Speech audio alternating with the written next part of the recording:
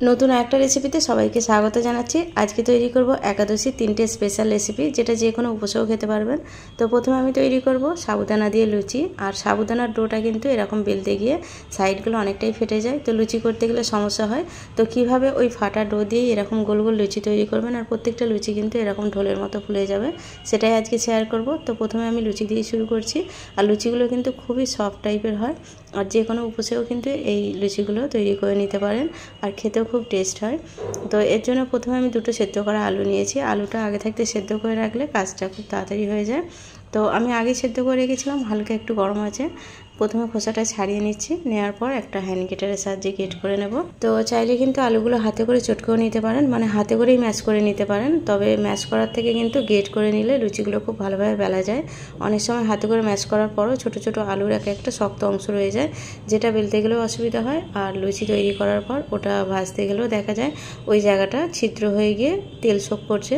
তো তার জন্য এরকম হ্যান্ড গ্রেটারের সাহায্যে গ্রেট করে নিলে কিন্তু কোনো রকম লাম্পস থাকে না, একদম পুরো আলুটাই খুব ভালোভাবে ম্যাশ হয়ে যায়। তো দুটো আলুকে আমি এরকম হ্যান্ড গ্রেটারের সাহায্যে গ্রেট করে নেওয়ার পর আমি সাবুদানাটাকে রেডি করব। তো আলু দিয়েই কিন্তু সাবুদানাটা রেডি করতে হবে, তাহলে লুচিটা খেতেও ভালো হবে। আর যেহেতু সাবুদানার ডোটা এমনি সফট হয় না, বাইন্ডিংয়ের কাজ করবে এই সেদ্ধ আলুটা। আর এটা চন্দ্রমুখী আলু, তার জন্য খুব ভালোভাবে ম্যাশও হয়ে গেছে, গ্রেটও হয়ে গেছে। তো এটাকে সাইডে রাখার পর আমি একটা ছোট্ট কাপের 1 কাপের মতো সাবুদানা নিয়েছি। আর সাবুদানাটা প্রায় 100 গ্রামের থেকে একটু কম হবে। একটা কড়াতে দিয়ে গ্যাসের হিটটা মিডিয়ামে রেখে একটু ভেজে নিতে হবে। আর যখন একটা দুটো দানা ফিটফাট করে আওয়াজ হবে, মানে ফুটতে শুরু করবে, তখন এটাকে নামিয়ে নেব। খুব বেশি ড্রাই রোস্ট করব না। আর এটা শুকনো খোলায় ভাজছি, কোনো রকম ঘি বা তেল দিইনি। আর যেহেতু এটা একাদশী রেসিপি, তার জন্য কিন্তু শুকনো খোলায় এভাবে ভেজে একটু ঠান্ডা করে নিতে হবে। আর হালকা একটু ঠান্ডা হয়ে যাওয়ার পর এটাকে আমি মিক্সিং জারে দিয়ে একদম মিহি পাউডার করে নেব। তো সাবুদানাটা ঠান্ডা হয়ে যাওয়ার পর মিক্সিং জারে দিয়ে পাউডারটা তৈরি করে নিতে হবে। গরম অবস্থায় না তৈরি করাই ভালো, হালকা গরম থাকলে অসুবিধা নেই। তো পাউডারটা আমার রেডি হয়ে গেছে, আর একদম মিহি করে হয়নি, একটু দানা দানা আছে, যেরকম সুজির দানা হয় সেরকম একটু দানা দানা আছে। আর এতে স্বাদ মতো সন্দক নুন দিয়ে দিলাম। নুনটা মিশিয়ে নিতে হবে এর সঙ্গে। মিশিয়ে নেওয়ার পর এতে একটা শুকনো লঙ্কাকে ছোট ছোট করে কেটে দিয়েছি দানা ছাড়া, দেখতে ভালো লাগবে। এটা কিন্তু পুরোপুরি অপশনাল, চাইলে নাও দিতে পারেন। লঙ্কাটা দেওয়ার পর এতে আমি গ্রেট করা আলুগুলো দিয়ে দিলাম। আলুটা দিয়ে প্রথমে এই সাবুদানার পাউডারের সঙ্গে মেখে নিতে হবে, তারপর জলটা দিতে হবে। তা না হলে কিন্তু জলের পরিমাণটা বোঝা যাবে না, যেহেতু আলুর মধ্যেও একটু রসালো ব্যাপারটা আছে। তো আলু আর এই সাবুদানার পাউডারটাকে ভালোভাবে হাতে করে চটকে চটকে মেখে নিচ্ছি। আর সাবুদানা যেহেতু খুব তাড়াতাড়ি বাইন্ডিংয়ে আসে না, তার জন্য একটু সময় নিয়ে মেখে নেওয়ার পর হালকা উষ্ণ গরম জল দিয়ে এই ডোটা তৈরি করে নেব। ডোটা একটু নরম করে করতে হবে, যেন সাবুদানাটা ভিজিয়ে রাখলে একটু জল শোক করতে পারে। আর একটা ছোট্ট কাপের 1 কাপের মতো জল দিয়েছি, খুব বেশি জল দিইনি, আবার খুব বেশি পাতলাও করব না, যাতে সাবুদানাটা একটু ভিজে যায় সেরকম একটু নরম ডো তৈরি করব। তো হাতে করে একটু চেপে চেপে চটকে চটকে ডোটাকে তৈরি করে নিচ্ছি। আর তৈরি করে নেওয়ার পর এতে 1 চামচের মতো সূর্যমুখী তেল দিয়ে দিলাম। তো তেলটা দেওয়ার পর ডোয়ের সঙ্গে মাখিয়ে নিচ্ছি। চাইলে তেলটা কিন্তু আগে যখন পাউডার অবস্থায় ছিল তখন দিলেও হতো, তো আমি একটু পরেই দিয়েছি। আর উষ্ণ গরম জল দিতে হবে, খুব বেশি গরম জল দিলে কিন্তু সাবুদানাটা সেদ্ধ হয়ে গেলে লুচিগুলো ফুলতে চাইবে না। তার জন্য হালকা একটু হাত ছোঁয়া গরম, যে গরমটা আমরা হাতে সহ্য করতে পারি সেরকম জল দিয়ে ডোটাকে তৈরি করে নেওয়ার পর এটাকে ভিজে কাপড় দিয়ে ঢেকে রাখবো। আর ডোটা কিন্তু একটু নরম করেই তৈরি করেছি, যাতে সাবুদানাটা জল শোক করে একটু নরম হয়ে যেতে পারে। আর ভিজে কাপড়টা উপর থেকে দিয়ে দিলাম। দিয়ে দেওয়ার পর 10 থেকে 15 মিনিট, হাতে যদি বেশি সময় থাকে ওটাকে ওইভাবে ঢেকে রাখবেন। এরপর একটা নিরামিষ আলুর তরকারি তৈরি করে নেবো। তার জন্য একটা আলুকে এরকম সরু সরু করে কেটে নিয়েছি। এটা চন্দ্রমুখী আলু, আর খুব বেশি পাতলা করি না, আবার খুব বেশি মোটা না। তো গ্যাসের উপর প্যান বসিয়ে তাতে ঘি দিয়ে দিলাম 2 চামচের মতো। ঘিটা গলে যাওয়ার পর একটা বড় চামচের 1 চামচ গোটা জিরে, 2টো কাঁচা লঙ্কা কুচি আর আদাকে থেতো করে দিয়েছি, বেটে দিইনি। একটু থেতো করে দিলে কিন্তু আলু ভাজার সঙ্গে খেতে ভালো হয়। আর সব কিছুকে একটু হালকা ভেজে নিচ্ছি। আর গ্যাসের হিটটা কিন্তু এখন মিডিয়ামে রেখেই সমস্ত মশলা হালকা একটু ভেজে নেওয়ার পর এতে আমি আলু কুঁচোগুলো দিয়ে দেবো। আর আলু কুঁচোগুলো দিয়ে দেওয়ার পর গ্যাসের হিটটা মিডিয়ামে রেখে একটু নেড়েচেড়ে নিতে হবে। আর যেহেতু এটা চন্দ্রমুখী আলু, সেদ্ধ হতে খুব বেশি সময় লাগে না। আর অল্প মশলায় এই আলুর তরকারিটা যে কোনো নিরামিষ দিনেও তৈরি করে নিতে পারেন, খেতে কিন্তু খুব ভালো হয়। তো সমস্ত কিছু নেড়ে ছেড়ে নেওয়ার পর এতে আমি সন্দক নুন দিয়ে দিলাম। নুনটা দিয়ে আবার একটু মিশিয়ে নিচ্ছি।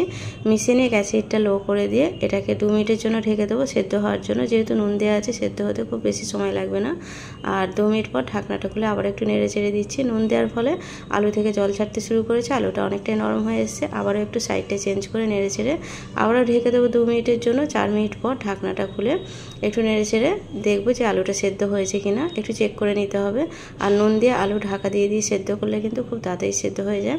আর চন্দ্রমুখী আলুতে এমনি খুব বেশি সময় লাগে না সেদ্ধ হতে। তো একটু চেক করে নেবো আলুগুলো সেদ্ধ হয়েছে কিনা, এক দুটো আলুকে একটু চেপে দেখে। তো আলুগুলো সেদ্ধ হয়ে গেছে। এরপর একটা অর্ধেকটা লেবুর অর্ধেক অংশ, হাফ চামচের মতো রস দিয়ে দিচ্ছি উপর থেকে ছড়িয়ে। রসটা দেওয়ার পর ধনেপাতা কুচি দিয়ে দেবো। আর লেবুর রসটা ধনেপাতা কুচি দেওয়ার পর কিন্তু আলুর স্বাদটা অনেকটাই বেড়ে যাবে। তো সামান্য একটু ধনেপাতা কুচি উপর থেকে ছড়িয়ে দিলাম, দিয়ে নেড়ে চেড়ে নিচ্ছি। এই অবস্থায় চাইলে আলুটা নামিয়ে নিতে পারেন, মানে শুকনো শুকনো রাখলে এই রকম অবস্থায় নামিয়ে নেবেন। আর যদি মনে হয় একটু ঝোল ঝোল করবো, যেহেতু লুচি আমাদের ঝোলের সঙ্গে খেতে ভালো লাগে, তার জন্য আমি কিছুটা আলু তুলে নিচ্ছি শুকনো রাখার জন্য। আর কিছুটা আমি ঝোল তৈরি করব, মানে একটু জল দিয়ে দেবো এতে, যাতে একটু মাখা মাখা হলে লুচির সঙ্গে খেতে সুবিধা হয়। তো আমি কিছুটা ভাজা অবস্থায় তুলে নিলাম, আর কিছুটাতে গরম জল দিয়ে দিলাম 1 কাপের মতো। জলটা দেওয়ার পর সমস্ত আলু আবারও নেড়ে চেড়ে মিশিয়ে এক দুটোকে গলিয়ে দিচ্ছি, যাতে একটু ঝোলটা গাঢ় মতো হয়। আর সামান্য একটু নুন দিতে হবে, যেহেতু জল দিয়েছি, নুনটা নাহলে এমনি কম লাগবে। নুনটা দেওয়ার পর সব কিছু মিশিয়ে একটু ফুটিয়ে নেব। আর একটু মাখা মাখা টাইপের হলে এটাকে তুলে নেব, তুলে নামিয়ে গ্যাসটা অফ করে দেব। আর এদিকে আমার ডোটাও অনেকটা নরম হয়ে গেছে। তো ডোটাকে একটু হাতে করে মেখে নিচ্ছি আবারও, যেহেতু ভিজে গেছে অনেকটাই নরম মতো হয়ে গেছে। আর সাবুদানার ডো কিন্তু একটু বেলতে গেলে অসুবিধাই হয়। এটাকে আমি 4টে ভাগে ভাগ করে নিচ্ছি, বড় বড় টাইপের করে। আর এই বড় বড় ডোগুলোকে কিন্তু আমি পাতলা করে বেলে নেব। তো 4 ভাগে কিংবা 2 ভাগে করে নিতে পারেন। যদি মনে হয় যে বেলনিটা মানে পিঁড়েটা অনেকটা বড়, সেই ক্ষেত্রে দুটো বড় বড় করে নিতে পারেন। আর যদি মনে হয় পিঁড়ের সাইজটা অনেক বড়, তাহলে দুটো কিংবা একটা ডো বানিয়ে নিতে পারেন। আমি যেহেতু মাঝারি সাইজের পিঁড়ে ব্যবহার করছি, তার জন্য একটু ছোট সাইজেরই করেছি। আর নিচে একটু সানফ্লাওয়ার তেল লাগিয়ে দিলাম, মানে সূর্যমুখী তেল লাগিয়ে দেওয়ার পর ডোটাকে বেলতে হবে, তাহলে কিন্তু আটকে যাবে না। আর এমনি সাবুদানার ডো কিন্তু এরকম সাইডটা ফেটে যাবে, যেভাবে তৈরি করেন না কেন। তার জন্য এরকম গ্লাসের সাহায্যে কেটে নিতে পারেন, অথবা এরকম বাটির সাহায্যে কেটে নিতে পারেন। বাটিটা যেহেতু বড় বড় লুচি হবে, তার জন্য আমি গ্লাসটাকেই নিয়েছি।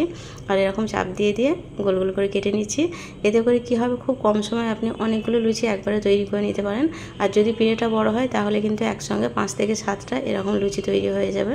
আর এরকম গ্লাসে করে কাটলে কিন্তু সাইডগুলো একদমই ফাটা ফাটা হবে না। আর সাবুদানার লুচি কিন্তু শুধু যদি মনে হয় যে গুটি কেটে তৈরি করবেন, সেক্ষেত্রে কিন্তু ওই যে ছোট ছোট লিচিগুলো হয়, তার সাইডগুলো এরকম ফাটা ফাটা হবে। আর গ্লাসে করে করলেও এই ফাটা ব্যাপারটা আসবে না।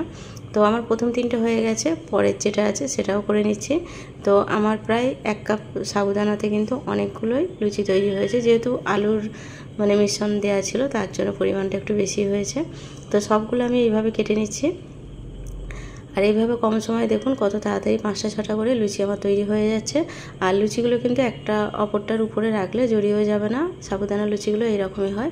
আর সবগুলো আমার রেডি হয়ে গেছে, আর সবগুলোই কিন্তু গোল গোল তৈরি হয়েছে। এরপর ভাজার জন্য গ্যাসের উপর কড়া বসিয়ে তাতে সূর্যমুখী তেল দিয়ে দিলাম। তেলটা খুব ভালোভাবে গরম করে নেওয়ার পর একটা একটা করে লুচি দিয়ে দিচ্ছি। তো আমি 3টে করে লুচি দিচ্ছি একবারে, আপনারা চাইলে একবারে 4টে 5টাও ভেজে নিতে পারেন, আবার চাইলে একটা করে ভেজে নিতে পারেন। আর গ্যাসের হিটটা মিডিয়ামে রেখে লুচিগুলোকে ভাজতে হবে। তো লুচিগুলো একটু সময় লাগে লাল করে ভাজতে। আর সাবুদানা লুচি কিন্তু লাল করে না ভাজলেও হবে, চাইলে সাদা সাদা করেও ভেজে তুলে নিতে পারেন, আবার চাইলে একটু লাল করেও নিতে পারেন। তবে সাদা বা লাল যেভাবেই হোক না কেন, এগুলো কিন্তু খেতে খুব ভালো হয়। ভালোভাবে কুক হলেই হবে, মানে ফ্রাইটা ঠিকঠাক হলেই হবে। আর লাল কালারটা আনতে গেলে একটু সময় নিয়ে আবারও একটু ভাজতে হবে। তাতে কি হবে, এর সফটনেস মানে একটু নরম নরম ব্যাপারটা একটু কমে যাবে, একটু হার্ড টাইপের হয়ে যাবে। কারণ এইগুলোকে একটু সময় নিয়ে ভাজার পরেই কিন্তু এই কালারটা আসে, মানে হালকা একটু লালচে টাইপের আসে। আর এর থেকে বেশি লাল করতে চাইলে কিন্তু অনেকটা কড়কড়া টাইপের হয়ে যাবে, মানে খুব বেশি কড়কড়া না হলেও একটু হার্ড টাইপের হয়ে যাবে। তো তারপরে যে 3টে ছিল সেটাও দিয়ে দিলাম। আর গ্যাসেরটা মিডিয়াম টু লোয়েতে রেখেই এই লুচিগুলোকে সেঁকে তুলে নিচ্ছি। প্রথমে হাই হিটে রাখিনি, প্রথমে একটু লো হিটে রেখেছিলাম। তারপর লুচিগুলো এদিক ওদিক উল্টে নেওয়ার পর গ্যাসের হিটটা মিডিয়ামে রেখে সবগুলো লুচি একদম ফুলে ঢোল হয়ে যাচ্ছে, এরকম করেই তুলে নিচ্ছি। সবগুলো লুচি আমার হয়ে গেছে ভাজা। এরপর আমি পায়েসটা তৈরি করে নেওয়ার জন্য একটা বাটিতে হাফ বাটির মতো সাবুদানা নিয়েছি। জল দিয়ে এটাকে ভিজিয়ে রাখতে হবে প্রায় 10 থেকে 15 মিনিট। হাতে যতক্ষণ সময় থাকবে, বেশি সময় হলেও আপনি ভিজিয়ে রাখতে পারেন। 15 মিনিটে কিন্তু এটা ভালোভাবে নরম হয়ে যাবে। 15 মিনিট পর এটাকে 4 থেকে 5 বার জল চেঞ্জ করে ধুয়ে নেব। আর ছাঁকনির সাহায্যে এটা ধুতে হবে, তা না হলে অনেকটাই বেরিয়ে যেতে পারে। তো আমি 4 থেকে 5 বার জল চেঞ্জ করে ছাঁকনিতে ধুয়ে নিয়েছি। তো এরপর রান্না করার জন্য গ্যাসের উপর হাফ লিটারের মতো দুধ বসিয়েছি, আর 2টো এলাচ দিয়ে দিলাম। গ্যাসেরটা মিডিয়ামে রেখে রেখে এলাচটা দিয়ে দুধটা একটু নাড়তে হবে। যখন ফুটতে শুরু করবে তখন আমি সাবুদানাগুলো দিয়ে দেবো। ধুয়ে রাখা সাবুদানাগুলো দিয়ে দেওয়ার পর গ্যাসের হিটটা লো করে দেবো, কারণ সাবুদানা ফুটতে ফুটতে অনেকটা গাঢ় হয়ে গিয়ে সসপ্যানের নিচে লেগে যেতে পারে, তার জন্য লো হিটে একটু নেড়ে চেড়ে নিতে হবে। নেড়ে চেড়ে মিশিয়ে নেওয়ার পর এতে আমি দিয়ে দেবো স্বাদ মতো চিনি, আর চিনিটা যে যার স্বাদ মতো দেবেন। আর দিয়ে দেবো কিশমিশ কয়েকটা, 7-8টার মতো, আর কাজু দিয়েছি 4টে। সব কিছু আবারও মিশিয়ে নেব। 5 থেকে 7 মিনিট লাগে এই পায়েসটা তৈরি হতে, যেহেতু সাবুদানাটা আগে থাকতে ভিজিয়ে রাখা ছিল তার জন্য অনেকটাই নরম হয়ে গেছে। সব কিছু মিশিয়ে নেওয়ার পর যখন অনেকটা গাঢ় মতো হয়ে যাবে তখন এতে দিয়ে দেবো কয়েকটা কেশর। কেশরটা দিলে এর কালারটা ভালো আসে আর গন্ধটাও খুব ভালো লাগে। এটা হাতের কাছে থাকলে দেবেন, না থাকলে দেওয়ার কোনো দরকার নেই।